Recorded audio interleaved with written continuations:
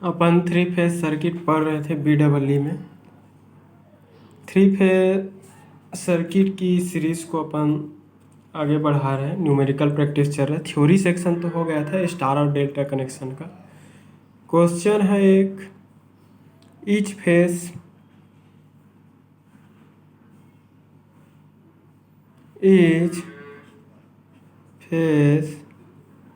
of a delta connected load comprises a resistor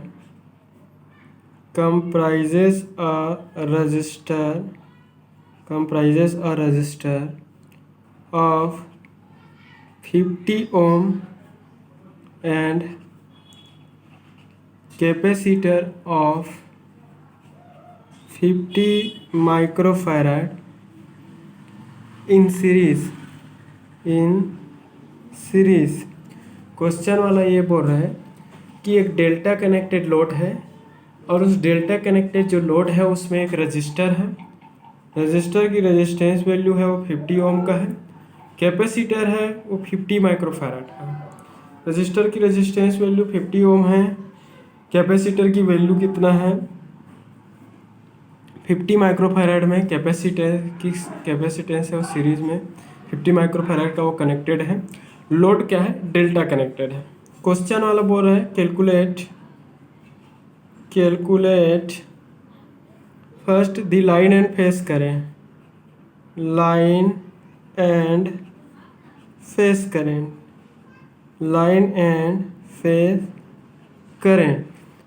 and phase current की value निकालो।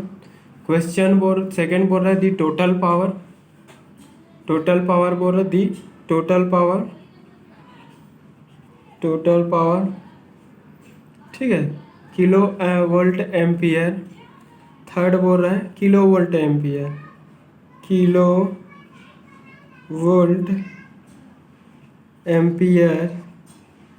when load is connected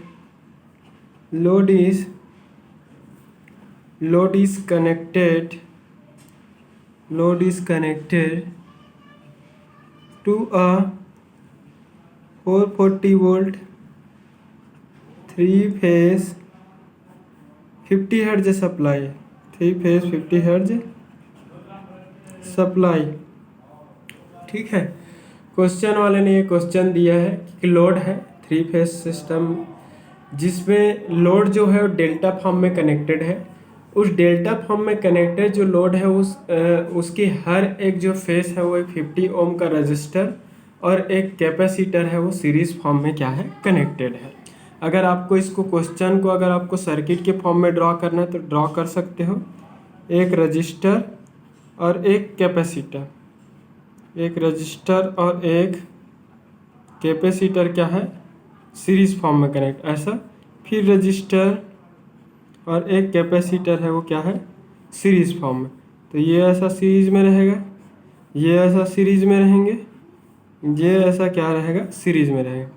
ये आपका IR ऐसा current flow होगा line current, ये आपका IB लाइन करंट फ्लो होंगे, यहाँ से क्या होगा IY लाइन करंट फ्लो होगा। क्लियर हुआ। ये आपका क्या 50 ओम है और इसमें C की कैपेसिटर की कैपेसिटेंस वैल्यू कितना दिया 50 माइक्रो मतलब 10⁻⁻6 फैराड। वो सेम है सर हर एक का 50 और ये 50 माइक्रो फैराड, ये 50 ओम और ये 50 माइक्रो फैराड। ये ऐसा क्वेश्चन दिया ठीक है। मतलब क्वेश्चन थ्योरी में दिया था, मैंने उस थ्योरी को पढ़ करके यहाँ पर क्या बना दिया सर्किट ड्रॉ कर लिया ठीक है। क्वेश्चन वाले बोल रहे हैं कि इसमें ये लोड है, लोड की वैल्यू है ठीक है। लोड की वैल्यू है, इसमें लोड में क्या बोल रहा है इस लोड के अक्रॉस 440 वोल्ट का 3 फेज सप्लाई है। 440 वोल्ट का ऑलवेज ये याद रखना, मैं बार बार बोला हूँ, पिछले वीडियो लेक्चर्स में भी बोला था, जब भी किसी स्टार कनेक्टेड लोड या फिर डेल्टा कनेक्टेड लोड में कोई सप्लाई बोलेंगे तो ऑलवेज वो जो सप्लाई है वो दो लाइन के बीच का वोल्टेज होगा। इन दोनों लाइन के बीच का वोल्टेज है, ये लाइन वोल्टेज है, इस लाइन वोल्टेज की वैल्यू कितना है 440 वोल्ट। तो हमेशा ये याद रखना कि हमेशा एक्सटर्नल सप्लाई वोल्टेज है ना उसको दो लाइन के बीच ही दिया जाता है, कंफ्यूज नहीं होना है आपको। ये आपका क्या है 440 वोल्ट है, ऐसा दो लाइन के बीच एक्सटर्नल अप्लाइड वोल्टेज। क्लियर हुआ? तो इन दोनों के बीच भी वही रहेगा। हमने हर एक लाइन वोल्टेज की वैल्यू को एजम्पशन सेम इक्वल वैल्यू का एजम्पशन करके कैलकुलेशन किए थे।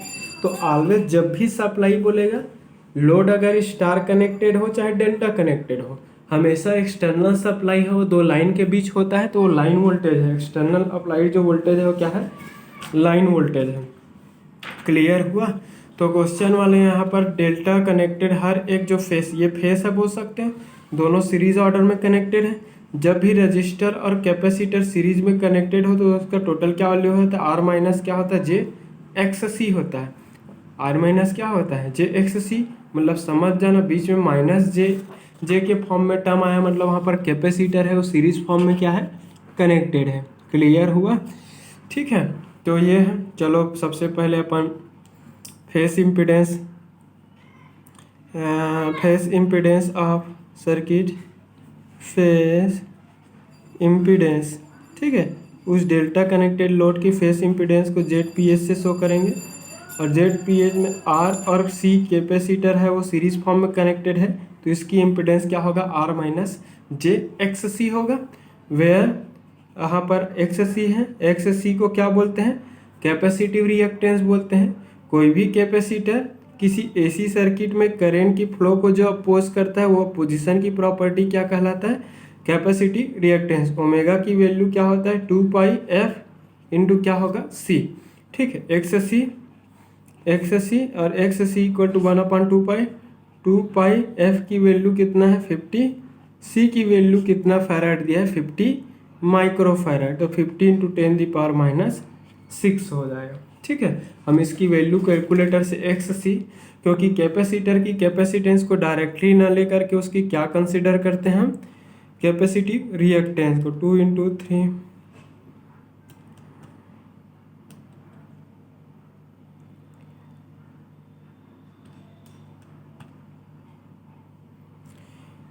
Into 50 into 10⁻6। ये आपका क्या है XC की वैल्यू है वो 63.69 और इसकी यूनिट क्या होता है, ओम होता है। क्लियर हुआ? XC की वैल्यू हो गया। So phase impedance Z phase की वैल्यू क्या होगा, phase impedance Z phase equal to R की वैल्यू कितना है 50 है माइनस जे XC की वैल्यू 63.69 है। क्लियर हुआ? ये इम्पीडेंस हो गया। अगर हम इसकी मैग्नीट्यूड को कंसीडर करें, क्योंकि हम कॉम्प्लेक्स के फॉर्म में इसमें इस वैल्यू को हम डायरेक्टली यूज नहीं कर पाएंगे, तो हम इसको पोलर के form, polar that means magnitude and impedance angle बोल सकते हैं, ठीक है। तो इसमें क्या होता है, अंडर रूट रियल का वर्ग मतलब 50 का वर्ग प्लस इमेजनरी का वर्ग 63.69 का वर्ग, रियल का वर्ग प्लस इमेजनरी का वर्ग। तो रियल का वर्ग मतलब 50 का वर्ग प्लस इमेजनरी का वर्ग मतलब 63.69 का होल स्क्वायर। सॉल्व करेंगे कैलकुलेटर से तो ये आएगा 80.97, ये मिलेगा 80.97। इम्पीडेंस है तो यूनिट क्या हो जाएगा, ओम। ये जेड फेस हो जाएंगे, ये जेड फेस हो जाएगा। क्लियर हुआ? तो ये है उस पर्टिकुलर डेल्टा कनेक्टेड जो सर्किट है उसमें हर एक फेस का इम्पीडेंस। अब फेस इम्पीडेंस मिल गया तो हम आसानी से हम फेस करंट की वैल्यू कैलकुलेट कर सकते हैं। अब सोच रहे होंगे लाइन करंट क्यों नहीं कैलकुलेट कर सकते, तो डायरेक्टली लाइन करंट की वैल्यू नहीं निकाल सकते क्योंकि लाइन में कोई इम्पीडेंस तो दिया नहीं रहता है, फेस का इम्पीडेंस दिया रहता है। तो लाइन वोल्टेज से हम फेस वोल्टेज निकाल लेते हैं और फेस इम्पीडेंस दिया रहता है, तो उससे हम क्या कर लेते हैं, फेस करंट की वैल्यू कैलकुलेट कर लेते हैं, ठीक है। तो ये फेस इम्पीडेंस हो गया। सो hence current through phase of delta connected load, phase of delta connected load, ठीक है। तो इस डेल्टा कनेक्टेड लोड के फेस के थ्रू फ्लो होने वाला current, so current through face of delta connected load I face phase जो current होता है वो क्या होता है, वी फेज डिवाइडेड बाय क्या होता है, जेड फेज। वोल्टेज और इम्पीडेंस का रेशियो क्या होता है, ऑलवेज करंट होता है। अब क्वेश्चन वाला फेज वोल्टेज तो नहीं दिया है, डायरेक्ट आपका लाइन वोल्टेज दिया है, क्योंकि एक्सटर्नल सप्लाई को हम ऑलवेज लाइन के बीच ही कनेक्ट करते हैं। कोई लोड जो है वो डेल्टा कनेक्टेड लोड है। अगर मैं डेल्टा कनेक्टेड लोड की बात करूं तो डेल्टा कनेक्शन के केस में क्या होता है, ऑलवेज लाइन और फेज जो होता है पैरेलल में कनेक्टेड होता है। लाइन और फेज पैरेलल में कनेक्टेड होता है, इस कारण लाइन वोल्टेज और फेज वोल्टेज डेल्टा कनेक्शन में क्या होता है, सेम। तो वी एल डिवाइडेड बाई क्या होगा, Z phase line voltage. Line voltage की वैल्यू क्वेश्चन वाले दिया है 440, जेड फेज हमने अभी अभी निकाला है 80.97। इसको हम सॉल्व कर लेते हैं। 440 डिवाइडेड बाई 80.97, इसको सॉल्व कर देंगे 5.43 आ जाएगा। ये हो जाएगा 5.43, और करेंट है तो यूनिट क्या होगा, एम्पियर होगा। तो ये हमें उस पर्टिकुलर डेल्टा कनेक्टेड लोड के हर एक फेस में फ्लो होने वाले करंट की वैल्यू हमें मिल गया। कैसे निकला, face voltage divided by face impedance. अब फेस वोल्टेज तो नहीं दिया है, सप्लाई वोल्टेज दिया है। किसी भी डेल्टा या फिर स्टार कनेक्टेड लोड में सप्लाई ऑलवेज दो लाइन के बीच होता है, तो हमेशा याद रखना वो दिया है जब तक मेंशन नहीं किया है कि वो फेस वोल्टेज है, तब तक अगर सप्लाई बोलेगा मतलब वो लाइन वोल्टेज ही कहलाएंगे। और डेल्टा कनेक्शन के केस में फेस वोल्टेज और लाइन वोल्टेज सेम होता है, तो वी पी एच बराबर V L, Z P H तो है तो वी एल की वैल्यू दिया, रख दिया जेड पी एच। तो ये हमारा क्या हो जाएगा, उस पर्टिकुलर डेल्टा कनेक्टेड लोड में फ्लो होने वाला फेस करेंट मिल गया। ठीक है, अब यहाँ पर हमें फेस करंट निकल गया। अब फेस करंट निकल गया तो लाइन करंट हम आसानी से कैलकुलेट कर सकते हैं। So we know that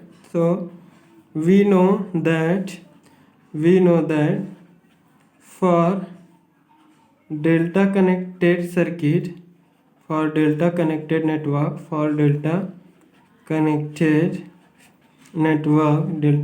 network में क्या होता है, लाइन जो करंट जो होता है वो √3 टाइम्स ऑफ क्या होता है, फेस करंट होता है। क्योंकि लाइन करंट और फेस करंट की वैल्यू डेल्टा के केस में अलग होता है, तो √3, और अभी अभी हमने फेस करंट की वैल्यू निकाला 5.43। इसको सॉल्व करेंगे, कैलकुलेटर में वैल्यू पुट कर दो तो आपको मिलेगा 9.41। तो आई एल की वैल्यू क्या मिलेगा, 9.41। करेंट है तो यूनिट क्या होगा, एम्पियर।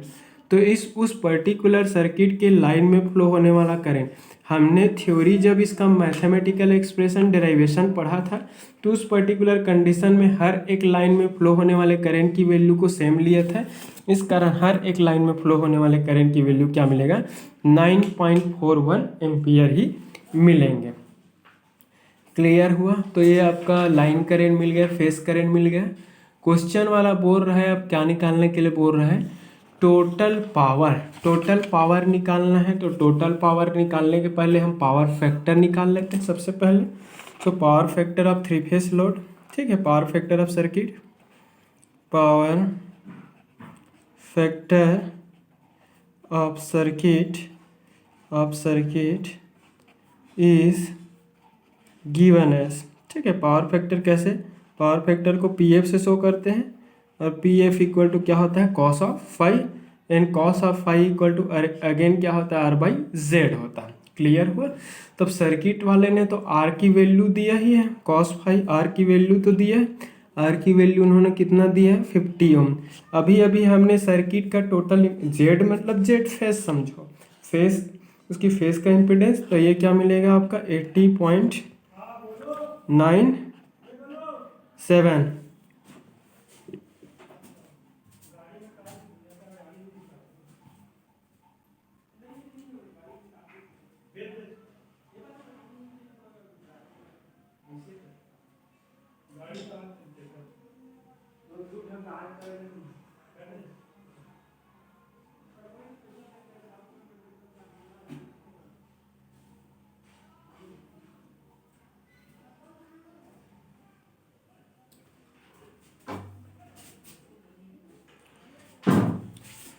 सॉरी डिस्टरबेंस के लिए, घर में हूँ, कोई ना कोई आ जाते हैं, थोड़ा सा इंटरप्ट हो जाता है। 50 डिवाइडेड बाई 80.97, सॉल्व करोगे तो 0.617 मिलेगा, 0.617 मिलेंगे। ये पावर फैक्टर की वैल्यू मैं बताया भी हूँ हमेशा कि पावर फैक्टर की वैल्यू ऑलवेज क्या होता है, लेस देन 1 होता है, 1 से क्या होता है, कम होता है। ठीक है, मैक्सिमम 1 हो सकता है। ये पावर फैक्टर मिल गया तो टोटल पावर हम आसानी से निकाल सकते हैं। So power in circuit, power in circuit, तो सर्किट में पावर जो होगा, कोई भी 3 फेज सिस्टम है उसमें पावर अगर बोलोगे तो 3 times of single phase power. Single phase power मतलब क्या होगा, VPH IPH इंटू क्या होगा, कॉस ऑफ फाई। क्लियर हुआ? या फिर इसको क्या लिख सकते हैं, √3 times of VL IL into क्या होगा, कॉस ऑफ फाई। क्लियर हुआ? √3 टाइम्स √3। लाइन वोल्टेज की वैल्यू 440 दी है। IL की वैल्यू, क्वेश्चन वाला लाइन करंट की वैल्यू कितना निकाले हम, इसके जस्ट पहले निकाले IL लाइन करंट 9.41 एम्पियर निकला है, 9.41 M. Cos of phi power factor 0.617 मैं ऊपर ही कैलकुलेट किया क्योंकि मुझे पता था कि पावर निकालने के लिए पावर फैक्टर की ज़रूरत पड़ेगी ही पड़ेगी। इस √3 into 440 into 9.41 into 0.617 equal to, ये हो जाएगा आपका 4424। क्लियर हुआ?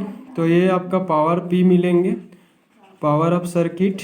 जब तक आपको पावर ऑफ सर्किट जब तक मेंशन नहीं करेगा तब तक एक्टिव पावर ही कैलकुलेट करेंगे, 4424.74। इसका यूनिट क्या हो जाएगा, वाट हो जाएगा। क्लियर हुआ? तो क्वेश्चन वाले ने ये भी पूछा था, चाहे हमने यहाँ पर लाइन वोल्टेज और लाइन करंट की वैल्यू पुट करके निकाला, आप चाहते हैं तो फेस करंट और फेस वोल्टेज भी पुट करके निकाल सकते हैं। मुझे लाइन करंट फेस दोनों ही वैल्यू पता है, जैसा भी हो। ये 2 फार्मूला है, in terms of phase voltage and face current and also in terms of phase line voltage and line current. Clear हुआ? तो ये हो गया। अब अगला दिया है kilo volt ampere. Volt ampere बोला है, ठीक है, वोल्ट किलो वोल्ट एम्पियर में बोला है, तो किलो वोल्ट एम्पियर तो अपन नहीं, वोल्ट एम्पियर बोलेगा मतलब reactive power. So power kilo volt ampere, kilo volt ampere में पावर रिएक्टिव पावर को ही बोलते हैं। और ये क्या होता है, √3 times of VL IL into क्या होता है, साइन ऑफ फाई होता है। ठीक है, VL पता है, IL पता है, √3 तो कांस्टेंट है, साइन ऑफ फाई चाहिए या फिर फाई चाहिए तो मैं साइन ऑफ फाई निकाल सकता हूँ। तो फाई के लिए मैं पावर फैक्टर से निकाल लूँगा, कॉस फाई इक्वल टू क्या निकालना है अपन, 0.617। तो फाई इक्वल टू क्या निकाले, कॉस इनवर्स 0.617 निकालें।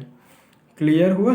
तो ये हो जाएगा आपका कॉस इनवर्स 0.617 और इसका वैल्यू निकालेंगे तो क्या मिलेगा, फाई की वैल्यू 51.91 मिलेगा डिग्री, एंगल है। तो अब यहाँ से इस फाई की वैल्यू यहाँ पुट कर दो। VL क्वेश्चन वाला खुद सप्लाई वोल्टेज दिए, रख डालो। √3 VL की वैल्यू 440 है, IL की वैल्यू क्या निकालें, 9.41 निकालें, इंटू साइन ऑफ फाई का वैल्यू 51.91 है।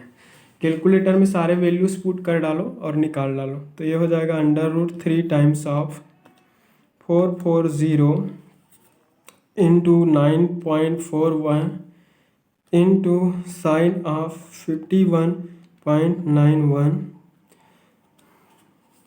और ये हो जाएगा 56, ये आपका हो जाएगा 5644.18। अगर चाहे तो आप, ये तो किलो वोल्ट एम्पियर रिएक्टिव हो गया, अब पावर इन किलो वोल्ट ऐसा बोल रहे हैं तो कंप्लीट सिस्टम का पावर मतलब बोल सकते हो, तो मतलब कॉम्प्लेक्स पावर, तो इसका स्क्वायर प्लस क्या आ जाएगा 4424.74 का स्क्वायर न निकाल लो, उसका अंडर रूट आंसर ये 71.83 ऐसा टाइप का आएगा। ये आपका इसके यूनिट क्या होगा, वोल्ट एम्पियर रिएक्टिव होगा, रिएक्टिव पावर है। अगर आपको टोटल पावर कॉम्प्लेक्स पावर निकालना है, अगर इसको किलो में करना है तो 1000 से डिवाइड कर दो, तो 5 पॉइंट आपका 644 ऐसा आएगा। अगर आपको टोटल पावर निकालना है, टोटल पावर, तो टोटल पावर को एस से शो करते हैं, और एस इक्वल टू क्या होता है, under root P square plus Q square. ठीक है, पी के जगह में यहाँ पर क्या है 4424.74 का होल स्क्वायर, ये आपका एक्टिव पावर है।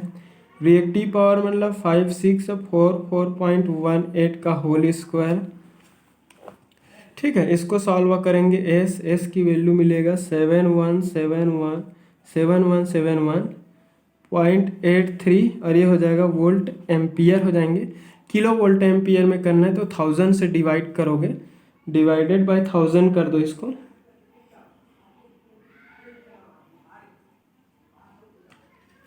तो 7.17483 किलो वोल्ट एम्पियर। क्वेश्चन वाला यही बोला था, किलो वोल्ट एम्पियर में 1000 से डिवाइड कर दिया तो किलो में कन्वर्ट हो गया।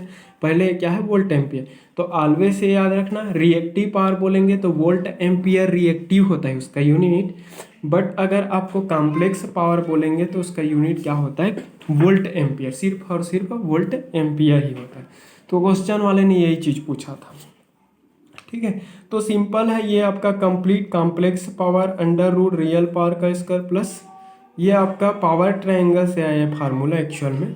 ठीक है, तो ये याद रखेंगे। ये वोल्ट एम्पियर बोलेंगे तो ये है, वोल्ट एम्पियर रिएक्टिव बोलेंगे तो ये फार्मूला यूज़ करना। अगर वाट बोलेंगे, एक्टिव पावर बोलेंगे तो ये पावर लॉस बोलेगा तो भी यही आएगा, ये वाला फार्मूला cos फाई वाला। क्लियर हुआ? तो मैं सोचता हूँ मेरे तरफ से सबको क्लियर हो गया होगा। क्वेश्चन प्रैक्टिस की सीरीज में एक और क्वेश्चन देख लेते हैं अपन। नेक्स्ट है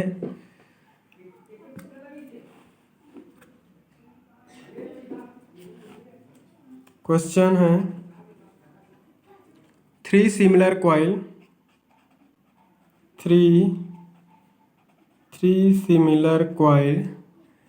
similar coils A B C are available. 3 coil है, तीनों सिमिलर है बोल रहे हैं, मतलब उसकी इंडक्टेंस, रेजिस्टेंस, जो भी बनावट, कंस्ट्रक्शन, हर एक चीज़ पे, number of term, physical dimension, हर एक करेक्टरिस्टिक्स में वो क्या है सेम है। Each coil has 9 ohm resistance, 9 ohm resistance and 12 ohm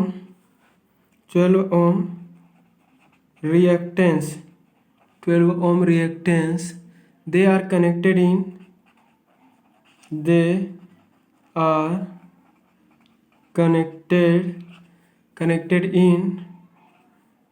delta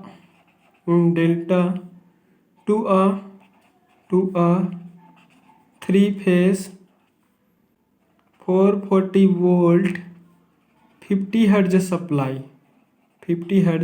supply.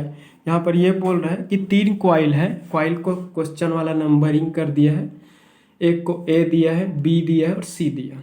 तीनों जो कॉइल है किस ऑर्डर में कनेक्टेड है बोल रहा है, डेल्टा ऑर्डर में कनेक्टेड है, जिसमें हर एक कॉइल की रेजिस्टेंस वैल्यू को 9 ओम दिया है और उसकी रिएक्टेंस दिया है, इंडक्टेंस नहीं दिया है, रिएक्टेंस दैट मीन्स XL की वैल्यू दिया है 12 ओम का। वो डेल्टा ऑर्डर में तीनों कॉइल ABC है जो कि आइडेंटिकल है, characteristics physical as well as electrical characteristics दोनों में क्या है सेम है। वो डेल्टा ऑर्डर में कनेक्टेड है और उस डेल्टा कनेक्टेड 3 फेस लोड के अक्रॉस हम क्या दे हैं 440 वोल्ट का एक्सटर्नल 3 फेस सप्लाई दी है, जिसकी फ्रीक्वेंसी क्या है 50 हर्ट्ज का है। क्लियर हुआ? कैलकुलेट फॉर दिस लोड, इस लोड के लिए निकालिए पहला लाइन करंट, सेकेंड नंबर बोल रहा है दी पावर फैक्टर, उस पर्टिकुलर डेल्टा कनेक्टेड लोड की पावर फैक्टर निकालो बोल रहा है, पावर फैक्टर। थर्ड नंबर का क्वेश्चन बोल रहा है दी total kilo volt ampere, total kilo ampere, kilo volt ampere बोल रहा है, मतलब कॉम्प्लेक्स पावर कैपिटल एस बोल रहा है वो, ठीक है। Total kilowatt, the total kilowatt, total kilo watt, watt तो यूनिट है पावर का, किलो में बोले चाहे वाट में बोले, पावर निकाल, टोटल पावर पूछा है।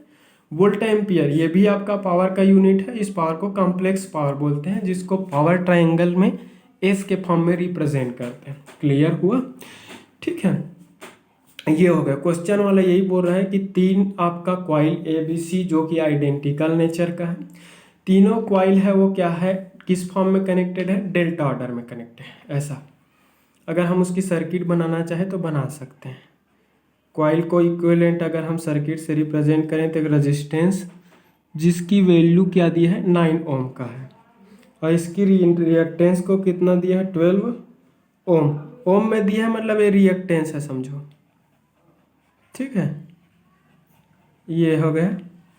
अब फिर यहाँ पर एक रेजिस्टेंस और एक इंडक्टेंस, कोई भी क्वाइल का है उसको एक रजिस्टर और एक इंडक्टर की सीरीज कॉम्बिनेशन से रिप्रेजेंट, ये डेल्टा फॉर्म में कनेक्टेड लोड है, ठीक है। यहाँ से करंट जो फ्लो होगा आई आर लाइन करंट, यहाँ से जो होगा वो आई बी, यहाँ से जो होगा वो आई वाई। क्लियर हुआ। इसकी वैल्यू 9 ओम दिया है, ये 12 ओम का रिएक्टेंस है, ये 9 ओम है, ये 12 ओम का रिएक्टेंस। डेल्टा लोड दिया है क्वेश्चन वाला, ये बोल रहा है कि इस डेल्टा लोड में एक्सटर्नल सप्लाई वोल्टेज, हमेशा याद रखना चाहे लोड आपका डेल्टा हो चाहे स्टार हो, सप्लाई वोल्टेज ऑलवेज दो लाइन के बीच होगा। तो इन दोनों के बीच का जो सप्लाई वोल्टेज है वो 440 वोल्ट है, इन दोनों बीच का लाइन वोल्टेज सप्लाई वोल्टेज है वो भी क्या होगा 440 वोल्ट ही होंगे, और इन दोनों लाइन के बीच का सप्लाई वोल्टेज भी क्या होगा 440 वोल्ट ही में। तो ऑलवेज एक्सटर्नल सप्लाई है उसको दो लाइन के बीच ही दिया जाता है। तो क्वेश्चन वाला लाइन वोल्टेज है करके मेंशन करे या ना पड़े, क्वेश्चन देख के आपको समझ जाना कि वो दिया गया वैल्यू लाइन वोल्टेज है, क्योंकि किसी स्टार या फिर डेल्टा कनेक्टेड लोड में ऑलवेज जब भी सप्लाई वोल्टेज दिया जाएगा वो सप्लाई जो वोल्टेज है वो हमेशा क्या होंगे, दो लाइन के बीच का ही वोल्टेज होगा, दैट मीन्स वो लाइन वोल्टेज ही होंगे। क्लियर हुआ। तो लाइन वोल्टेज की वैल्यू 440 वोल्ट दे दिया है। ज़रूरत कहीं पर पड़ जाए तो फ्रीक्वेंसी भी उन्होंने दे दिया कि 50 हर्ट्ज की फ्रीक्वेंसी है। क्लियर हुआ। तो 50 हर्ट्ज की फ्रीक्वेंसी दिया है, उस कॉइल की रेजिस्टेंस, उसकी इंडक्टिव रिएक्टेंस दे दिया है, तो हम इस टाइप से ड्रॉ कर दिए, ठीक है। क्वेश्चन देख करके मैं सर्किट ड्रॉ किया, क्वेश्चन वाला जरूरी समझे तो सर्किट देगा, अदरवाइज पढ़ के आपको समझना पड़ेगा, इसमें सर्किट देना जरूरी नहीं, ठीक है। तो सॉल्यूशन, तो पहले इम्पीडेंस निकालते हैं, impedance of phase, impedance of phase इस डेल्टा कनेक्टेड जो फेस है उसकी impedance Z P H equal to क्या होगा 9 J X L, R plus जे एक्स एल होता है, एक्स एल के जगह हम क्या है 12, और इसकी यूनिट क्या होगा ओम है, ठीक है। ये एक्स एल की वैल्यू है, आर की वैल्यू, तो आर प्लस जे एक्स एल होता है। अगर इसकी हम मैग्नीट्यूड अगर कंसीडर करें तो मैग्नीट्यूड क्या होगा, रियल का वर्ग है, रियल का वर्ग मतलब 9 का वर्ग है, प्लस इमेजनरी का वर्ग मतलब 12 का वर्ग। कैलकुलेटर से सॉल्व कर लेते हैं इसकी, अंडर रूट 9 का स्क्वायर प्लस क्या होगा 12 का स्क्वायर, सॉल्व करेंगे तो आपको मिलेगा 15। तो उस पर्टिकुलर डेल्टा कनेक्टेड लोड के हर एक फेस का इम्पीडेंस कितना मिला 15, और इसका यूनिट क्या होगा ओम होगा। क्लियर हुआ। तो ये 15 ओम मिल गया।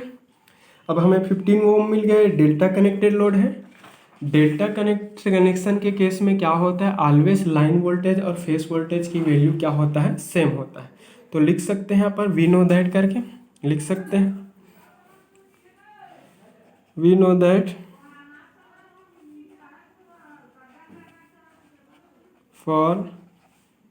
for delta connected load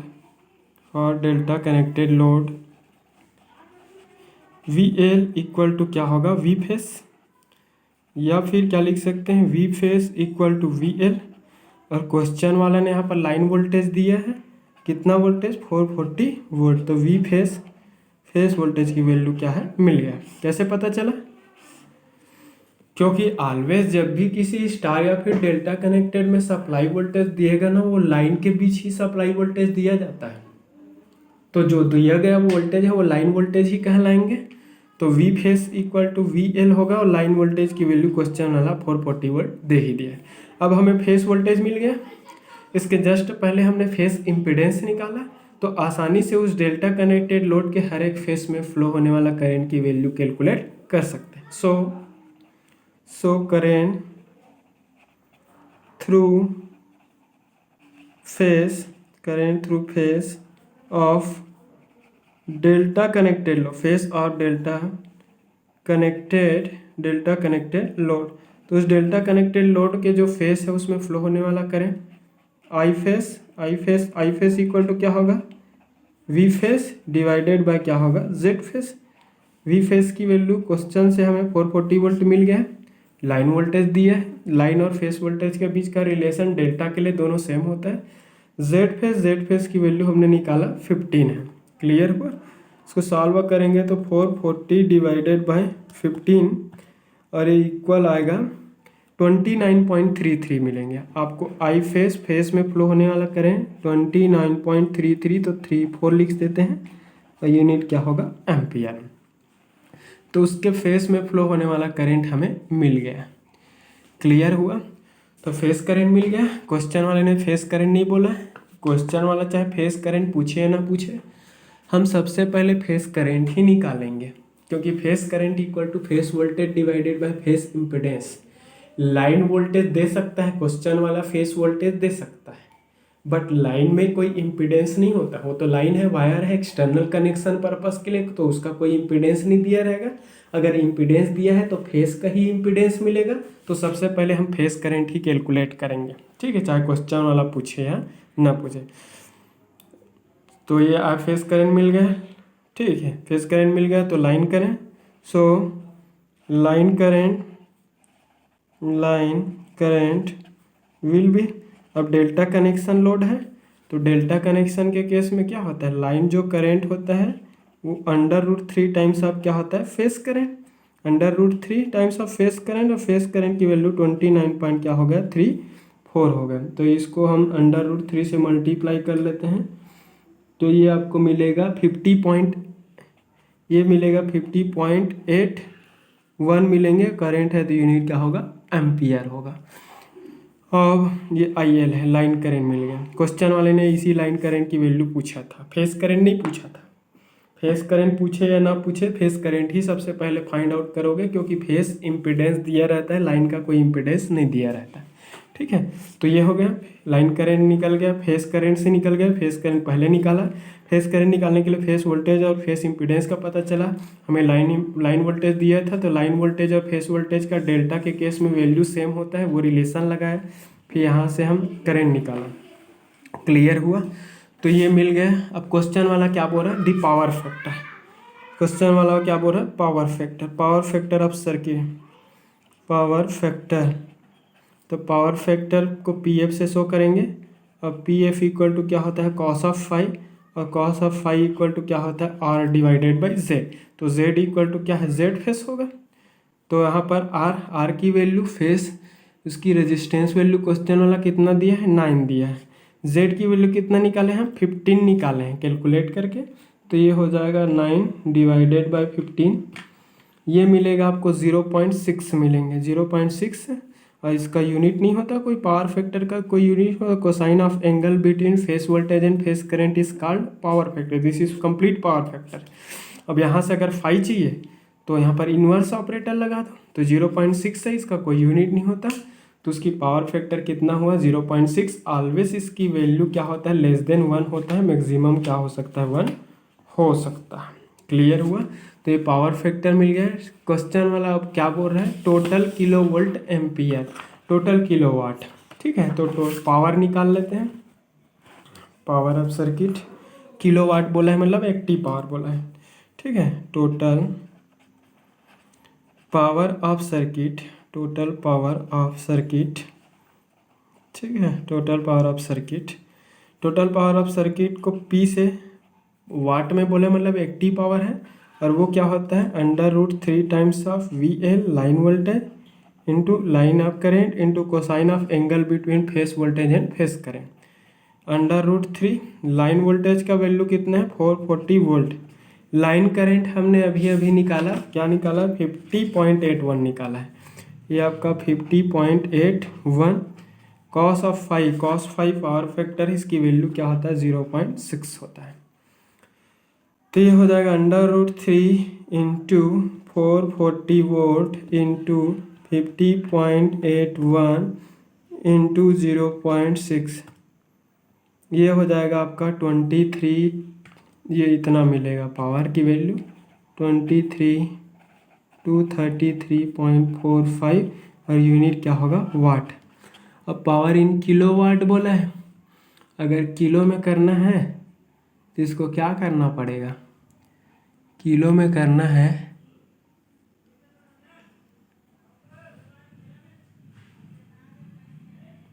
ठीक है। तो या किलो में करना है 1000 से डिवाइड कर दो तो दिस, ठीक है, डिवाइडेड बाय 1000 कर दो तो ये क्या हो जाएगा 23.233 किलो वाट हो जाएगा। 1000 से डिवाइड करोगे तो किलो वाट। तो ये आपका टोटल पावर हो गया, एक्टिव पावर हो गया, टोटल एक्टिव पावर हो गया, टोटल किलो वोल्ट एम्पियर बोला है, ठीक है। किलो वोल्ट एम्पियर मतलब रिएक्टिव पावर। सबसे पहले रिएक्टिव पावर ऑफ सर्किट निकाल लेते हैं। Reactive power of circuit, next फिर मैं एक आध पीरियड के बाद ट्रांसफार्मर स्टार्ट करूँगा, कंटिन्यू रखो। Reactive power Q equal to क्या होता है √3 VL/IL इंटू क्या होता है साइन ऑफ फाई होता है, ठीक है। अब यहाँ पर फाई, साइन ऑफ फाई तो नहीं निकाले हम, कॉस ऑफ फाई देखे हैं। कॉस ऑफ फाई की वैल्यू कितना निकला 0.6, तो फाई इक्वल टू क्या हो जाएगा कॉस इनवर्स 0.6 होंगे। तो सबसे पहले फाई निकाल लेते हैं क्योंकि फाई की ज़रूरत पड़ेगा साइन फाई की। कॉस इनवर्स 0.6 होगा। अब ये हो जाएगा 53, ये फाई की वैल्यू क्या होगा 53.13 डिग्री होंगे, ठीक है। √3 VL की वैल्यू 440, IL की वैल्यू कितना 50.81 इंटू साइन ऑफ फाई की वैल्यू 53.13, ये इतना मिला। क्लियर हुआ। इसको सॉल्व कर लेते हैं। √3 into 440 into 50.81 into sine of phi 53.13, ये मिलेगा आपको, सॉल्व करोगे तो 30.3977.89, ये आपका रिएक्टिव पावर है। इसको क्या बोलेंगे हम वोल्ट एम्पियर रिएक्टिव बोलेंगे, ठीक है। वोल्ट एम्पियर रिएक्टिव होगा। अगर आपको फिर से आपको क्या निकालना है टोटल पावर निकालना है, ठीक है। तो kilo volt ampere, so power kilo volt ampere बोलेगा ना, वोल्ट एम्पियर रिएक्टिव बोलेगा तो रिएक्टिव पावर है। अगर पावर इन वाट बोलेगा तो एक्टिव पावर है। अगर पावर इन वोल्ट एम्पियर बोलेगा मतलब कॉम्प्लेक्स पावर है जिसको S से डिनोट करते हैं, और ये होता है √P² मतलब एक्टिव पावर का स्क्वायर प्लस रिएक्टिव पावर का स्क्वायर, P का स्क्वायर, P मतलब एक्टिव पावर। एक्टिव पावर है आपका 233.45, इसका स्क्वायर ये एक्टिव पावर हो गया प्लस रिएक्टिव पावर 3977.89 का होल स्क्वायर, ये हो जाएगा, ठीक है। इसका स्क्वायर प्लस आपका 23233.45, इसका स्क्वायर, इन दोनों का स्क्वायर आंसर ये आपका मिलेगा 38,722 और ये 39 होंगे। अब इसको किलो में कन्वर्ट करना है तो 1000 से डिवाइड कर लो, डिवाइडेड बाय 1000, किलो का मतलब 1000 होता है, तो ये 38.72 मिलेगा आपको, 38.72 अब किलो वोल्ट एम्पियर, ये होगा एस कॉम्प्लेक्स पावर। ठीक है, ये एस की वैल्यू क्वेश्चन वाला यही पूछा था, तो एस निकालना है तो पी जरूरत पड़ेगा। पी मतलब एक्टिव पावर, क्यू मतलब रिएक्टिव पावर। रिएक्टिव पावर का फार्मूला ये है, यहाँ पर फाई क्या है, face angle between phase voltage and phase current. V L line voltage, I L line current है। आपका पी क्या है, एक्टिव पावर है, ये √3 V L I L into cos of phi होता है, ये ऐसा है। कॉस फाई को पावर फैक्टर बोलते हैं, अगर पावर फैक्टर नहीं पता है सिर्फ फाई पता है तो फाई रख दो यहाँ पर। तो इस टाइप से आपका कोई भी न्यूमेरिकल आएगा। आई थिंक मैं जितना बता रहा हूँ इतना मोर देन सफिशिएंट है, इससे ज़्यादा आपको डिटेल कोई नहीं बताएगा और ना ही इससे ज़्यादा डिटेल क्वेश्चन आपके एग्ज़ाम में अपीयर होंगे। तो मैं सोचता हूँ कि अगर मेरा वीडियो अगर सीक्वेंसली अगर देख रहे हैं, अब रही बात स्टार्टिंग की कुछ वीडियो में हर एक में मैंने फेस वोल्टेज वगैरह निकाला था हर एक में, तो आप फेस एंगल हर एक में चाहे तो करेंट का निकालो, फेस के सामने शो कर सकते हैं, और नहीं तो फिर डायरेक्टली जहाँ पर फेस जैसा चीज़ आएगा वहाँ पर फेस शो कर देना, नहीं करना है तो अभी चलेगा मैग्नीट्यूड में। अगर सिर्फ ऐसे ही कैलकुलेट करोगे तो भी पुराने सारे क्वेश्चन जहाँ पर मैं फेस एंगल के फॉर्म में शो किया था वो सारे क्वेश्चन को आप इसी मेथड से भी सॉल्व कर सकते हो। तो आई थिंक ये क्लियर हो गया होगा। अगर वीडियो क्लियर हो तो लाइक करें, कमेंट करें, शेयर करें। Thank you.